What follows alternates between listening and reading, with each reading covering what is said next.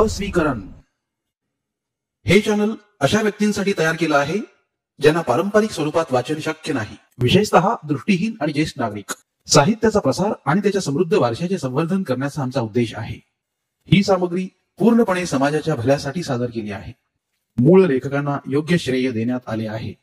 भयकंप या उपक्रमाद्वारे आम्ही प्रादेशिक साहित्याचा अधिकाधिक प्रसार करण्याचा आणि त्याच्या महत्त्वाचा जागर करण्याचा प्रयत्न करीत आहोत. धन्यवाद. नमस्कार श्रोते मित्रहो, भयकंप सादर करीत आहे ज्येष्ठ साहित्यिक चिंतामणी लागू लिखित कादंबरी प्रकाशाला साथ अंधाराची. प्रकरण 13. काय झालं भैया?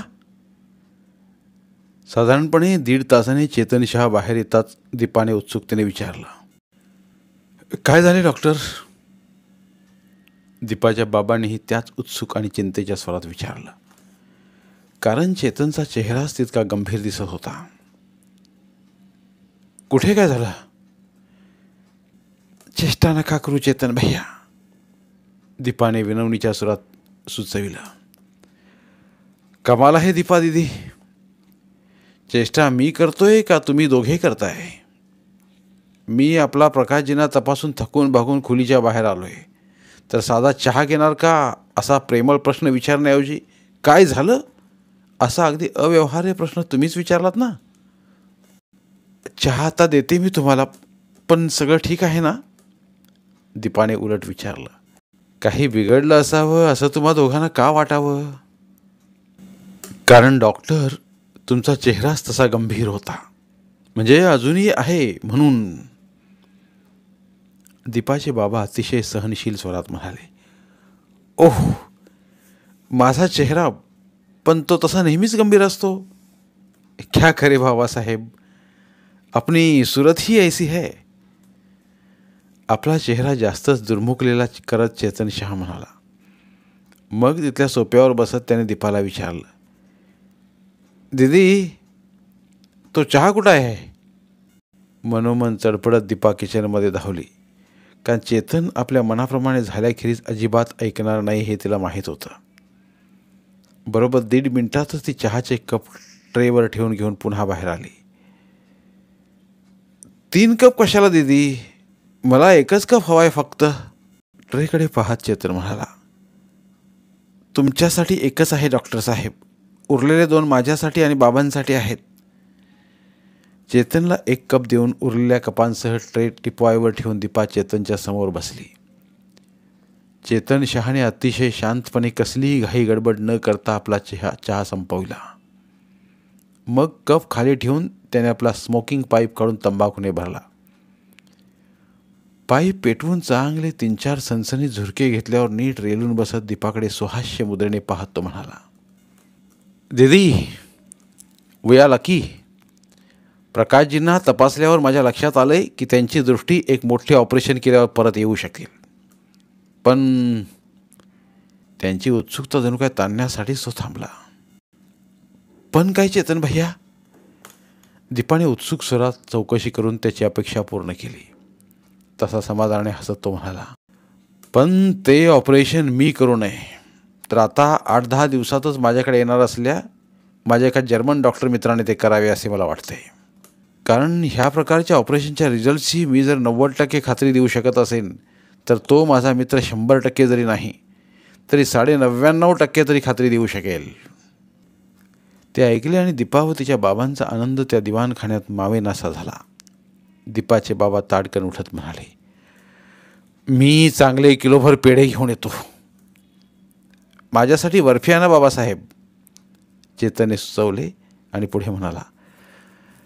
मी आज प्रकाशजींना माझ्या क्लिनिकमध्ये ॲडमिट करून घेतोय, कारण गेल्या अनेक वर्षात त्यांच्या डोळ्यांकडे जे अक्षम्य दुर्लक्ष झालं आहे, त्यामुळे ट्रीटमेंट देऊन त्यांना योग्य त्या कंडिशनमध्ये आणल्याखेरीज ऑपरेशन करणं शक्य होणार नाही. माझा तो मित्र यायला साधारणपणे 8 ते 10 दिवसांचा अवधी आहे. हे लक्षात घेता आपण ती ट्रीटमेंट लवकर सुरू करणे आपल्या हिताचे आहे. मग कधी आणायचं प्रकाशला? बाबांनी विचारले. तुम्ही माझ्यासाठी म्हणून खास आणलेली बर्फी खाल्ल्याखेरीज नक्कीच नाही. चेतनने पटकन जबाब दिला आणि दीपाचे बाबा मोठ्याने हसले. मी आत्ता आणतो बर्फी. ते उठून उभे राहत म्हणाले. मग मीही लागलीच फोन करून ॲम्ब्युलन्स बोलावून घेतो. बाबांची नक्कल करत असल्यागत उठत चेतन म्हणाला. ॲम्ब्युलन्स कशाला भैया? दीपाने विचारले. तुमच्या पतिराजांचे पार्सल माझ्या क्लिनिकमध्ये नेण्यासाठी. कारण मी त्यांना सेडेटिव्ह देऊन झोपवलेलं आहे. त्याखेरीज मला योग्य त्या प्रकारे तपासणी करताच आली नसती आणि झोपलेल्या माणसाला तसे नेता येत नाही म्हणून ॲम्ब्युलन्स. समजले? पण ते उठल्यावर त्यांना नेले तर नाही का चालणार? नाही, कारण ते निदान 4-5 तास तरी उठणार नाही आहेत आणि मला तर लगेच आणखी काही फार महत्त्वाच्या अशा टेस्ट करायच्या आहेत. मग करू का फोन? आता गरजच आहे म्हणताय तर करा. हताश स्वरात दीपा म्हणाली. तोवर तुम्ही या रेकॉर्डच्या जॅकेटवर सही करून ठेवा. तिच्या हातात त्याने आधी टेबलावर ठेवल्या सामानातून काढून तिची लॉंग प्लेईंग रेकॉर्ड देत चेतन म्हणाला. नाहीतर नेमके तेच महत्त्वाचे काम राहून जायचं. फोनकडे जाता जाता तो पुटपुटला.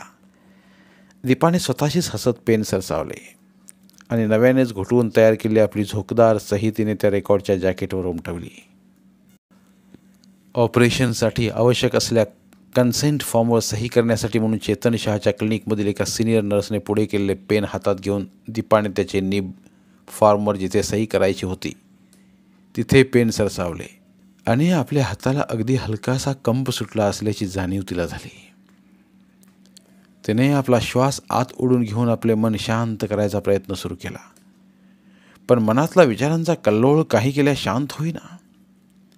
तिला आठवले की बरोबर 13 दिवसांपूर्वी चेतनने प्रकाशला तपापासून जेव्हा ऑपरेशन केल्यास प्रकाशची दृष्टी परत येण्याची शक्यता असण्याची बातमी ज्या सकाळी सांगितली होती, तेव्हा त्याने पुढे केलेल्या रेकॉर्डच्या जॅकेटवर आपली सही उमटवताना आपल्या मनात असलेल्या विचारांचा कल्लोळ अजिबात नव्हता.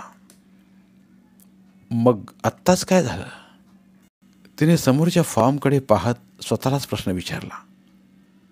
आणि गेल्या 13 दिवसात भेटलेल्या अनेकविध लोकांनी प्रकाशच्या होऊ घातलेल्या ऑपरेशनबद्दल व्यक्त केले अनेक मते आणि अनेकविध भावना तिला पुन्हा एकदा आठवल्या. त्या दोघांना ओळखत असलेल्या विविध स्तरांतील अनेक लोकांनी तिने आणि प्रकाशने तो प्रयत्न करण्याचा जो निर्णय घेतला होता त्याबद्दल त्यांचे हार्दिक अभिनंदनच केले होते.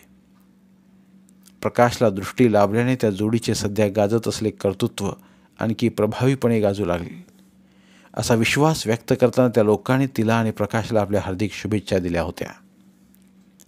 पण प्रत्येक सोनेरी गोष्टीला काळी किनार असावी असा जणू काय नियतीने नियमच बनवला असावा असेच वाटावे अशी एक अतिशय काळीकुट्ट किनार त्या दोघांच्या मनातील नव्या आशा आकांक्षाच्या भरजरी सोनेरी वस्त्राला जोडण्याचे काम तिच्या मथू मावशीने अगदी पहिल्याच दिवशी केले होते. त्या दिवशी बाबा तिला पेढे घेऊन घरी निघून गेल्यानंतर ते आपल्या त्या प्रशस्त आकाराच्या आणि आता ती एकटीच असल्याने फारच प्रचंड भासलेल्या फ्लॅटमध्ये एकटीच आपल्याच विचारांच्या नादात वावरत असताना एखादे न बोलावलेले संकट दाराशी आपणहून दत्त म्हणून उभे राहावे तशी मथू मावशी तिच्या दारात टपकली होती. बरोबर अर्थातच मावशीची बहीण तिची स्वतःची आईही होतीच. दीपे, काय झालं ग हे? दारातून आत येतात मथू मावशीने मोठ्या प्रेमाचे नाटक करीत तिला मिठी मारत विचारले होते. कुठे काय झाले मावशी? तिने स्वतःची सुटका करीत विचारले होते. मग आपल्या आईकडे वळत तिने चौकशी केली होती. घरी तर सगळं ठीक आहे ना आई? आम्हाला मिळाना काय होणार आहे ग दीपा? शिंचे मरण यावे म्हटले तरी येत नाही. आईच्या ऐवजी मावशीच पुढाकार घेऊन बोलली होती. तुझ्या नवऱ्याला दवाखान्यात नेले ना म्हणे. बाबासाहेब घाईने घरी आले आणि त्यांच्या तोंडून ते समजलं. मात्र मला तर अगदी राहावेच ना. मी द्वारकेला म्हटलं आधी आपण दीपाकडे जाऊया बाई. म्हटलं असल्या वेळेला आपण आपल्या पोरीपाशी असायचं नाही तर कधी. पण बाक्या वक्ताला मात्र वेळही आपली नसते बरं. अशाच वेळी तर आपल्या लोकांचा उपयोग होत असतो. पण झालं तरी काय ग एकदम तुझ्या नवऱ्याला? तुम्ही दोघी आधी आत याल तर खरे. मथुमावशीचा झालेला गैरसमज पाहून गंमत वाटून हसतच दीपा म्हणाली होती. आणि मग तिने त्या दोघींनाही बसविले होते. बाबांनीच आणून दिलेल्या पेढ्यांपैकी 2-2 पेढे त्यांच्या हातावर ठेवले होते. दीपा, हे ग काय? इकडे नवऱ्याला दवाखान्यात दाखल केलंय आणि तू अशी बसून पेढे वाटतेस? काय म्हणावं तरी काय तुझ्या या विपरीत वागण्याला? आईनं प्रथमच तोंड उघडीत विचारलं होतं. आधी ते पेढे खा पाहू आई तू, आणखी मावशी तू पण. त्या दोघींसमोर उभी राहत ती म्हणाली होती. आणि मग आपल्याकडे नवलाने बघत असल्या त्या दोघींना सगळे समजावून सांगितलं होतं. वेडे आहेस की खुळी ग तू दीपे? तिचे सगळे ऐकून घेतल्यावर मावशी फाटकन म्हणाली होती. का ग मावशी, यात मी वेडेपणा कसला केला? आपल्या पतीचे डोळे ठीक व्हावेत आणि त्याला पाहता यावं असं वाटून त्या दृष्टीने प्रयत्न करण्यात वेडेपणा तो कुठला? दीपे, स्वतःला आरशात पाहत नाहीच वाटतं अलीकडं?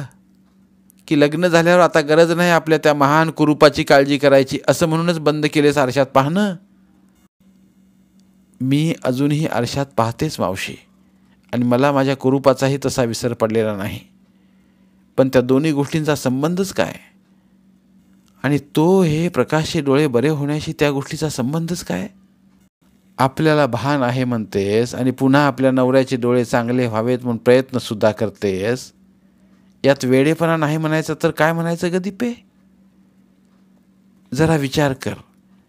लग्नाआधी तुझ्या नवऱ्याचे डोळे चांगले असते तर त्या दगडाने तुझ्याशी लग्न केले असते काय? मी तर म्हणते की जर तेव्हा तो पाहू शकत असता तर त्याने तुला गाणेही शिकवायला नकार दिला असता. पण त्याने तुला गाणे शिकवायची तयारी दर्शवली आणि नंतर आपल्या आंधळ्या डोळ्याने तुझ्याकडे न पाहता तुझ्याशी लग्न करायची संमती दिली. कारण त्याला वाटतंय की तुझा आवाज जसा बरा आहे तसेच रूपही बरे असेल. पण आता डोळं बरं झाल्यावर काय होईल? काय होईल मावशी, तूच सांग. कारण तू इतकी अनुभवी, मुरलेली आहेच. मुळी मी मुरलेली आणि अनुभवी. मावशी नेहमीच्या ठसक्यातच म्हणाली होती. म्हणूनच सांगते की हा वेडेपणा करू नकोस. केवळ नशिबानं आंधळा दगड समोर आला तुझ्या म्हणून नवरा मिळालाय तुला. मोठेपणा मिळवायला म्हणून त्याचे डोळे बरे करून घ्यायला जाशील आणि आयता हातात असला नवरा मात्र घालून बसशील. डोळे बरे झाल्यावर त्याने एक वार तुझ्याकडे नजर टाकली तरी आपली घोर फसवणूक झाली म्हणून तो नाराज होईल. आणि मग त्याच्यासारख्या चिकन्या चोपड्या पुरुषाला गळाला लावायला अनेक नटमोगऱ्या टपूनच बसलेल्या असतात. तसे काही होणार नाही मावशी, मला खात्री आहे. आणि तुला तसे होईल असे वाटतंय कारण तू मला जिथे ओळखू शकलेले नाहीस तिथे प्रकाशना ते ओळखायचा प्रश्नच येत नाही. आणि तू त्यांना ओळखत नाहीस म्हणूनच तुला तसे काही होईल असे वाटतंय. विलक्षण तुटक अशा त्रयस्थ स्वरात ती म्हणाली होती. आता काय म्हणावं ग द्वारके ह्या पोरीला? हिचं भलं व्हावं म्हणूनच. मावशीने नेहमीचा कांगावखोर आवाज लावला. पण तिने मावशीला पुढे जास्त बोलूच दिलं नव्हतं. मला बाहेर जायचंय, पुन्हा कधीतरी आपण या विषयावर बोलूया असं म्हणत तिने त्या दोघींना जवळजवळ हाताला धरूनच बाहेर काढलं होतं. पण चांगल्या दुधात मिठाचा खडा पडल्यावर तो लागलीच काढला गेला तरी दुधावर व्हायचा तो परिणाम होतोच. तसेच काहीसे तिच्या मनस्थितीबाबत झाले होते. अगदी नकळतसे का होईना पण तिचे मन गढूळ झालेच होते. नंतर तिच्या बाबांना ते समजल्यावर त्याने त्या दोघींकडे दुर्लक्ष करायचा सल्ला तिला दिला होता. ती त्याप्रमाणे वागलीही होती. तरीही गेल्या 12-13 दिवसात ती गोष्ट तिच्या मनात अधूनमधून डोकावून गेली होतीच. आणि आज प्रकाशचे ऑपरेशन व्हायचा क्षण उगवला होता. मॅडम, नर्सचा आवाज कानावर पडला आणि दीपा विचारातून भानावर आली. तिने नर्सकडे विचित्रशा अनोळखी नजरेने बघितले. सही करताय ना आपण? नर्सने विचारले. त्या प्रश्नाने दीपा पूर्ण भानावर आली. तिने खाली मान वळवून आपल्या हाताकडे बघितले. तिने सही करण्यासाठी म्हणून सरसावलेले पेन अजूनही तसेच कागदापासून काही अंतरावर तरंगत असलेल्या अधांतरी अवस्थेतच होते. आपण त्याच अवस्थेत विचारांच्या अधीन होऊन हरवून गेलो होतो आणि दरम्यानच्या काळात ती बिचारी नर्स आपण भानावर येऊन सही करायची वाट बघत ताटकळत उभी होती. हे जाणवले आणि तिला खजील झाल्यासारखे झाले. तिने पटकन सही केली आणि तो फॉर्म त्या पेनसह नर्सला दिला. तिचे आभार मानून ती नर्स वळत असतानाच तिने विचारले, मी माझ्या पतींना भेटू शकते ना आता? ओह येस मिसेस प्रकाश. आपण जर थिएटर बाहेरच्या कॉरिडॉरमध्ये गेलात तरी तिथे आपल्याला आता डॉक्टरही भेटतील. आणि नंतर जेव्हा मिस्टर प्रकाशना ट्रॉलीवरून आणले जाईल तेव्हा ऑपरेशनच्या आधी त्यांचीही भेट घेता येईल तुम्हाला. नर्सने माहिती दिली आणि दीपाकडे हसून पाहता गर्रकन वळून ठेक्यात पावले टाकी तिथून निघून ही गेली. चला बाबा. तिथेच एका बाकावर बसून असलेल्या आपल्या वडिलांकडे जात ती म्हणाली. बाबा उठून उभे राहिले आणि ते दोघे ऑपरेशन थिएटरच्या दिशेने चालू लागले. या दीपा दिदी. कॉरिडॉरमध्ये इतर काही डॉक्टरांच्या बरोबर उभ्या असलेल्या चेतन शहाने तिचे स्वागत केले. ती आणि तिचे बाबा जवळ पोचताच त्याने इतर डॉक्टरांशी तिची ओळख करून दिली. दिदी, ह्या माझ्या जर्मन मित्राला तर तुम्ही ओळखताच. आणि हे आहेत डॉक्टर वर्मा. हे ॲनेस्थेटिस्ट आहेत. आज खरे पाहता 3 वेगवेगळ्या पेशंट्सना झोपवायची जबाबदारी डॉक्टरांना पार पाडायची होती. पण मी म्हटलं ते काही नाही, माझ्या मेवण्याचे ऑपरेशन आहे, तेव्हा तुम्ही यायलाच हवं. कारण दिदी, मी ठरवलंच होतं की प्रकाशजींसाठी कसलीही तडजोड करायची नाही. आपापल्या क्षेत्रात नावाजलेले लोकच आजच्या ऑपरेशनसाठी निवडायचे. Nothing but the best for Prakash ji. दीपाने डॉक्टर वर्मांना नमस्कार केला. तसे वर्मा हसतच म्हणाले, हा स्वतःचे कौतुक करून घेतोय दीपाजी. खरे म्हणजे मी स्वतः तुम्हा दोघांचाही फॅन आहे. आज हे ऑपरेशन होणार असल्याचे मला 5 दिवसांपूर्वी समजले असल्यामुळेच मीच ही असाइनमेंट मागून घेतली होती. हे काम करायला मिळावं म्हणून मी आजचे कॅलेंडर मोकळे ठेवले होते. मी आपली आभारी आहे डॉक्टर वर्मा. कधी काही सेवा असेल तर अवश्य याद करा मला. झाले, मारले ना इम्प्रेशन वर्मा. चेतन शहा वैतागलेल्या स्वरात चेष्टेनंच म्हणाला, वर्माजी, तुम्हाला इथं बोलावलंय ते प्रकाशजींना गुंगीखाली नेण्यासाठी, मला झोपविण्यासाठी नव्हे. त्यावर वर्मा काही बोलणार होते, पण तितक्यात कॉरिडॉर विरुद्ध टोकाला हालचाल जाणवली. सगळ्यांचे लक्ष तिकडे वळले. एका ट्रॉलीवर स्ट्रेचर ठेवून प्रकाशला आणले जात होते. हे घ्या, आले आपल्या आजच्या कार्यक्रमाचे हिरो. चेतन शहा हसतच म्हणाला. मग तिच्याकडे वळत म्हणाला, दीदी, जे काही बोलायचे असेल ते 5 सेकंदात बोलून घ्या. कारण नंतर तुम्हा दोघांना एकमेकांच्या डोळ्यात डोकावून की कायसे म्हणतात ना, तसे पाहत बोलत राहायला सगळे आयुष्य मिळणार आहे. तेव्हा आता उगीच भावनात्मक निरोप समारंभ आयोजित करून वेळ काढू नका. चेतन बोलत असतानाच प्रकाशला घेऊन येणारी ट्रॉली जवळ आली होती. ती उभी असल्याची नेमकी जाणीव प्रकाशला कशी काय झाली कोण जाणे.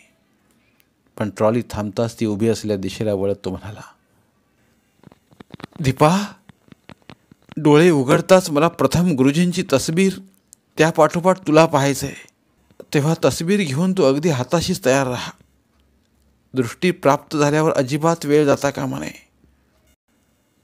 प्रकाशच्या डोळ्यावर आता त्याचा नेहमीचा गॉगल नव्हता, म्हणूनच त्याचे ते निळसर झाक असले पण निर्जीव भासणारे डोळे ती पाहू शकत होती. तिला वाटलं की आपण त्याला पाहू शकतोय. त्याच्या डोळ्यांकडे आपण पाहत असूनही तो मात्र डोळे उघडे असूनही आपल्याला पाहू शकत नाही. धन्यवाद. उर्वरित कादंबरी पुढील भागात. धन्यवाद. प्रिय श्रोते मित्र हो, आपल्यासाठी एक आवाहन. आमच्या चॅनलच्या प्लेलिस्ट विभागात तुमच्यासाठी शेकडो कादंबऱ्यांचे ऑडिओ बुक्स उपलब्ध आहेत. तिथे प्रत्येक कादंबरीचे सर्व भाग एकत्रित मिळतील.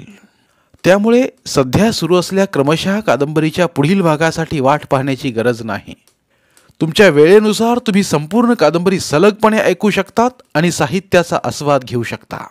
कृपया आमच्या चॅनलच्या होमपेजवर जाऊन प्लेलिस्ट चेक करा आणि तुमची आवडती कादंबरी निवडा. धन्यवाद.